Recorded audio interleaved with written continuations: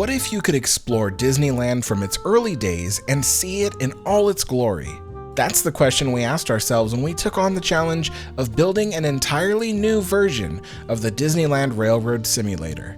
The whole point of the game is the trains, but also to bring back several versions of Disneyland from the past. The original game was created and built by Preston over the course of several years and released in 2017. However, he didn't have the time or energy to fully build out Disneyland. But now we have a small team of volunteers, including Preston and me, as well as author and historian Steve DeGaetano and another knowledgeable enthusiast, Itai Markman.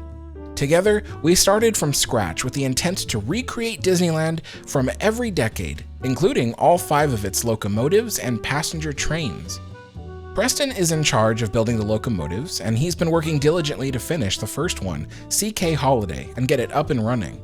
Everything about the trains will be fully authentic in how they operate and how the machines behave.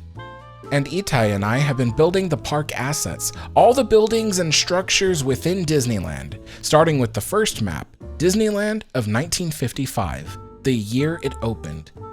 This video is technically the 4th update in a growing series about the project. Right now, we're still in the building phase of the first map, and we have several models complete.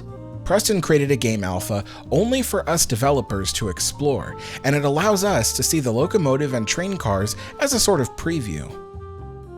Another thing I wanted to mention about the alpha was that all the colors and textures of the cars were just there temporarily as stand-ins because we wanted to give you guys something to see. We didn't want the models to just be gray. So don't worry, we know what colors the trains were painted and we will have the right textures and materials in the final game.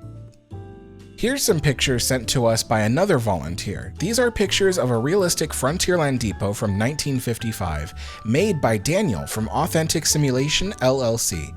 It's based on the original Frontierland depot, which still exists at Disneyland today. This depot will be designed so you can walk around and inside of it, something you can't do today. Daniel has also built the water tower to go with it. The models aren't quite finished, so I don't have high-definition images of it. Now moving on to the models of the structures in Disneyland from 1955, I had to tell you guys that in the last update I was building the Rocket to the Moon attraction so detailed that you'd be able to walk around and explore the inside. Well, soon after the update, I ran into an issue. You see, I had built the train cars with detailed interiors, and that was relatively easy because the cars are so boxy in shape. There was nothing too complex about them. But the Rocket to the Moon attraction is a very complex shape. I started running into issues that were beyond my skills, and it was taking me so long to figure it out that I started realizing it was eating through all my time. And if you remember what I've been saying through every update, the priority of this game is the trains, and just having the exteriors of the Disneyland buildings made accurately, but without so much detail that it would mess around with the rendering capabilities. So what's more is that the interiors of the ride were so detailed that even our other volunteer, Itai, had expressed concern that it would be difficult for him to map the textures of all the interiors of that ride. So to put it as basically as I can, the Rocket to the Moon project was getting too complicated for its own good, and it was starting to take away from the rest of the project. So I just built out the exteriors of the ride and gave up on trying to make it explorable.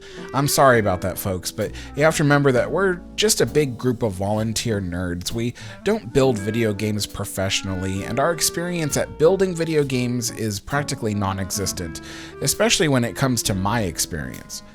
When the time comes to start assembling Disneyland, Preston will apply colors and textures to all the assets we built, and since he has such a huge library of materials ready. Here's one of the big models that Itai built. It is the Space Bar restaurant that used to be in Tomorrowland, right where the Carousel building sits today. He recreated it accurately and with all its angular shapes and decoration. And even on the backside, which will face the Disneyland Railroad, there are access doors, plumbing, floodlights, and electrical boxes. The work he did is really phenomenal. Itai also built some of the shade structures that used to sit in Tomorrowland, and he built the Yacht Bar, which was a little snack bar that sat next to the Phantom boats. The yacht bar was moved slightly to face the lagoon in 1959 when the submarine voyage was added to Tomorrowland, but otherwise the yacht bar stuck around until Tomorrowland was remodeled in 1967. In place of the yacht bar, they built Tomorrowland Terrace, which is known today as Galactic Grill. Itai also built several more park assets like a Frontierland bench, a Frontierland lamp post with its glass housing and smoke venting box, and even more impressive is this recreation of a 1955 Disneyland popcorn cart. It got a lot of detail, but also balances that detail so it's not too much, because the park will be filled with a dozen of these, not to mention that these Disneyland mailboxes will be located throughout the park. Here's the Storybookland ticket booth from Fantasyland. This was also built by Itai, and it was at Disneyland since opening day. It was even featured in concept art. Today, it no longer accepts tickets for the Storybookland ride, but it still sits in the queue as part of the decoration of the attraction. Detail is something we are concerned about in this game. We want every building in Disneyland to be represented, every trash can, every bench, every lamppost, but we have to be careful not to make everything too detailed, because there will be a dozen of these popcorn carts all over Disneyland. There will probably be 3 dozen benches, 6 dozen lampposts, and just as many trash cans. There will be close to 100 different buildings and facades, hundreds of trees and bushes. There will be creeks, rivers, moats, ponds, and lakes. There will be waterfalls and Main Street vehicles, a functional Mark Twain riverboat, and even dozens upon dozens of cars in the parking lot. And all that is just for the 1955 map. There will be different maps in the game. At the moment, we're discussing between 3 to 4 maps of Disneyland through its first decades. Each time you load a map to play that version of Disneyland, all that will have to be recreated, and your computer will have to render it. So the most detailed buildings in the park will be those located along the tracks, and as you get closer to the center of the park, the less detailed things will be. But nevertheless, every building will be represented and recognizable. Another thing Itai built is this Disneyland Railroad block signal. These are located trackside even to this day. Sometime soon, Preston wants to start testing the CK Holiday locomotive and get it running around a test track and pulling some cars that I built. But he will need the Disneyland Railroad roundhouse to do that. I took it upon myself to tackle building the 1955 Disneyland Railroad roundhouse. Technically, a true roundhouse is built in a semicircular shape with tracks entering the building around a single pivot point located at a turntable for locomotives. But Walt insisted on referring to this engine house and car barn as a roundhouse, and if Walt said this was Disneyland's roundhouse, well then everyone in the company had to call it that. In 1955, it was located just northwest of Frontierland, and it only had a capacity for the original 2 trains, E.P. Ripley pulling the Retlaw 1 cars, and C.K. Holiday pulling the Retlaw 2 cars. As you can see, there is an open-air car barn in the back where the cars of the train were stored, and at the front is the engine house where the locomotives were serviced and stored. Let's go into detail about this roundhouse. It's far more detailed than the original model from the 2017 game. One of the tracks in the engine house has a maintenance pit, so workers could get under the locomotive to maintain hard-to-reach areas. As far as photographs show, the engine house only had 1 maintenance pit, and so only 1 is depicted in the model for accuracy. I've tried to recreate all the steel I-beams as they appear in photographs, along with trying to get the windows as accurate as I can, while still working with the estimated dimensions of the building. Photographs show that the building was equipped with plumbing for a water spigot and compressed air line. This was to top off the tender with water or fill the boiler with water, or even to clean out the boiler during annual inspections. The compressed air line was to operate various tools and equipment, but also to supply the locomotive's blower with air until steam pressure could be built up enough to run the blower off of steam. You can also see that we have truss rods crisscrossing each wall to provide lateral support of the building during high winds and minor earthquakes. And then there are the smoke uptakes that vent locomotive exhaust out through the roof. Both ends of the building have telescopic sliding doors, and then there is one person-sized access door to the back side of the building. As the years went on, this roundhouse received a third track in 1958, and then in 1965 this roundhouse was replaced entirely with a newer, larger roundhouse facility just north of Fantasyland, which is still used today. This original 1955 roundhouse was eventually converted into ride vehicle maintenance and paint shops, and then outright demolished in 2016 to make way for Star Wars Galaxy's Edge. Itai and I have been working on equipment to stock the roundhouse. Itai has made sets of screwdrivers, wrenches, a power drill, a pipe wrench, and a ball-peen hammer. So far, I've built a shop table and a solvent tub for cleaning locomotive parts. Soon I'll begin work on making 2 drill presses, both large and small, as well as a large and small machine lathe.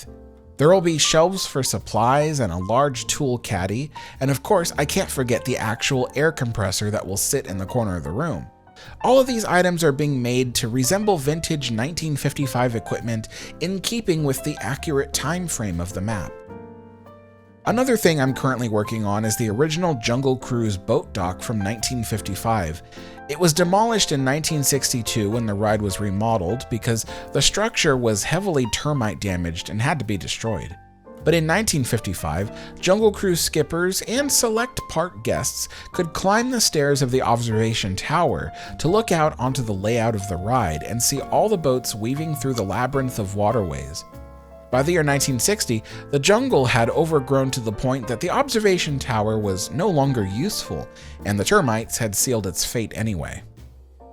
So as you can see, we've been building a lot of structures for the park, and let me reiterate that the grand scheme so far is to try to build a map for every decade, but for the time being, our focus is to eventually release the game with at least 3 Disneyland maps already available, plus an extra map called Highball Sim Ranch, which is a fictional landscape with rivers, canyons, towns, trestle bridges, and hills. However, there is one issue that kind of stands in the way of us building a map for every decade, and that is, well, me. Disneyland has been around for technically 8 decades now. If you count the 2020s, that's 8 maps, and Disneyland contains hundreds of buildings. I don't think I have the energy to spend the next several years continuing to build more versions of Disneyland. I'd be willing to build up to 4 maps of Disneyland, but that would be my maximum. Itai has offered to keep building even after I've left the project, but I also think that with all these maps being so big and so complex, 8 maps of Disneyland seems a bit excessive. So I had an idea that I wanted to discuss with Preston. He's been quite busy, so I haven't had a chance to yet, but I wanted to see what my audience thought of my idea first. Okay, so while Preston's idea was to build 1 map per decade, I was toying with the idea of just building 4 Disneyland maps in total. The first is, of course, Disneyland in 1955, so you can experience the park on its opening day. Then Disneyland 1959, so you can experience the grand reopening of the park when tons of new attractions were added like the Matterhorn, monorails, submarines, and the Grand Canyon diorama. The third map would be Disneyland 1966, the year that Walt died. We'd have things like New Orleans Square, It's a Small World, and the Primeval World diorama, but we'd still have Old Tomorrowland because Walt never lived to see the 1967 New Tomorrowland. The fourth and final Disneyland map would be a Disneyland of Walt's Dreams, a fictional map based on an alternate vision of the future of the 1966 Disneyland that Walt had left behind.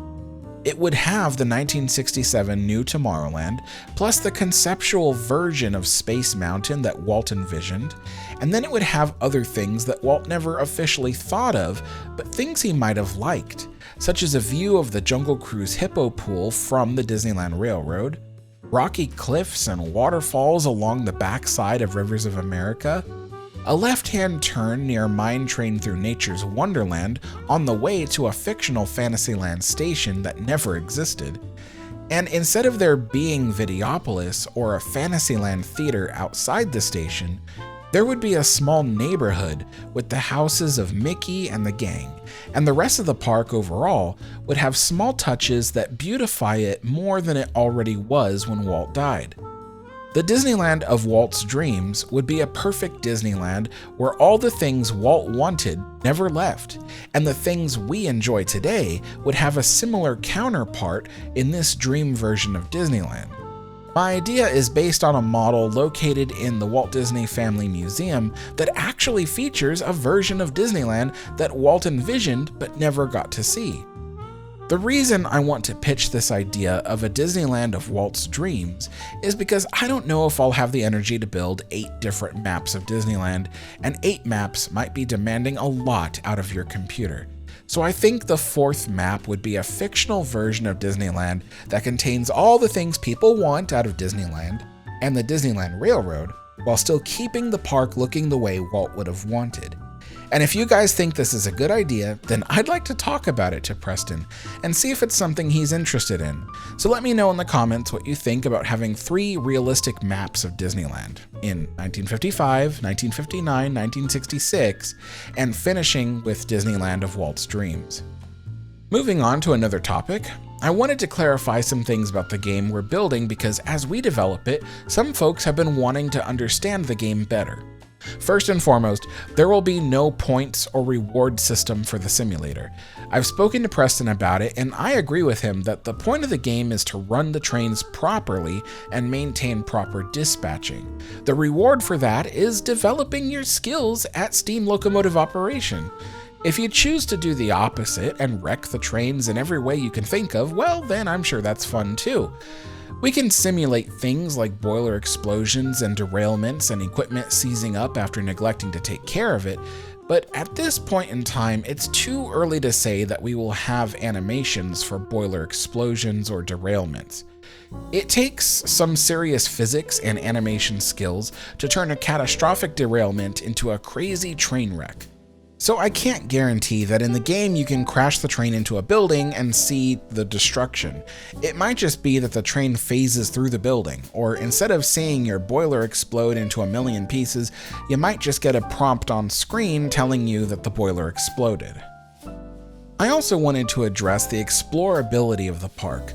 Earlier, I said that I decided not to make the rocket to the moon explorable, and that's only because the interiors of the building have very complex shapes and it requires building a lot of custom objects. But don't worry, there will be other buildings around the park that you can explore, at least a little bit. The Jungle Cruise dock I'm building will be explorable. You'll be able to climb up into the observation tower. You'll be able to walk through the lower level of the castle in Fantasyland. You'll be able to walk inside City Hall on Main Street. There will be several more places you can explore, but I'd like to surprise you and have you figure out those places when you eventually get the game. You won't be able to ride rides around the park. Again, the focus of the game is the Disneyland Railroad. However, like I said, I do have to fully build out the Mark Twain riverboat because in the game it will be animated and will sail around the river. And you'll be able to see the paddle wheel move and the various parts of the steam engines will move and stuff. So because I have to build the Mark Twain with so much detail and reality, I imagine the Mark Twain is probably the one thing you will be able to ride in the game besides the Disneyland Railroad. In fact, Preston casually mentioned that it would be interesting if we could make the Mark Twain operable, meaning that the player could operate the steam engine on the Mark Twain. It was a passing thought, and he probably wasn't serious, but I have to build all that stuff anyway, so maybe that's a possibility, I don't know. Let's remember that Preston is the one in charge here, so these will be things for him to decide. Many people have asked when we think the game will release, and frankly, it's too soon to know for sure, because all of us are volunteers and we devote whatever time we can each month, and it's never predictable how much time we'll have on our hands. But I think Itai and I can finish building all the assets for Disneyland in 1955 by the end of this year, and from there, that version of Disneyland only needs modifications to make the other versions of Disneyland. So this is an unofficial estimate, but based on how fast fast we're working, I imagine we could start releasing the first version of the game by Christmas of next year, 2027, but that is not set in concrete. Again, things change. We don't work on the game with any kind of regularity or set schedule. We just devote whatever time we have each month, so take all that with a grain of salt. People want to know what engines the game will feature. Well, the goal is to eventually have all 5 engines plus all 5 trains. Right now, 3 trains have been built, and the CK Holiday is still being constructed. Once the Holiday is finished, Preston will work on EP Ripley, which is structurally identical to CK Holiday, so it shouldn't take very long to get Ripley going. And after that, Preston will work on Fred Gurley, and that may take a while because it will have to be entirely built from scratch. There will be different modes to the game where you can operate the locomotive or just ride in the cars as a passenger. That's right, you can ride inside any car on the Disneyland Railroad and enjoy endless laps around the park in your own choice of time and weather conditions. There will be NPCs roaming the park that will wait at the stations and load into the trains. Preston says the current plan is to release the game on Steam and have it available only for PC users. It's not hard to convert the game for Mac users, but Preston had an issue where when he released the original 2017 game on Mac, people who had Macs were not properly checking to figure out if their Macs could even run the game, and as a result, he had to issue a lot of refunds to Mac users who couldn't play the game, and he wanted to avoid that again. But if you are a Mac user and you really want this game, let your voice be heard in the comments section, and Preston will read it. Who knows, maybe you can change his mind.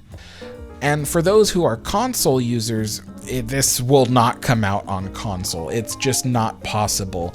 The way that everything is programmed and functions would have to be custom programmed and designed for console, and that's just not skills that we have.